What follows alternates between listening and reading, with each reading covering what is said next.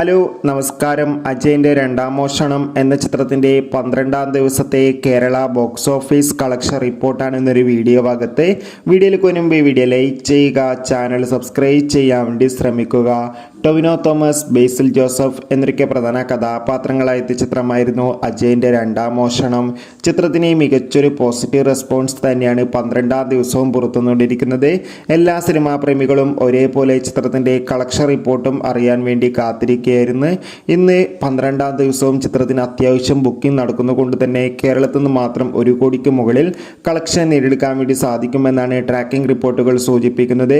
എന്തായാലും അജയൻ്റെ രണ്ടാം മോഷണം എന്ന ചിത്രത്തിൻ്റെ കൂടുതൽ കളക്ഷൻ റിപ്പോർട്ടിനായി നമുക്ക് കാത്തിരിക്കാം. ചിത്രം കണ്ടവരുടെ അഭിപ്രായം കമൻറ്റ് ചെയ്യുക. ഈ വരുന്ന സെപ്റ്റംബർ മാസം ധാരാളം ചിത്രങ്ങൾ OTT റിലീസ് ചെയ്യാൻ പോവുകയാണ്.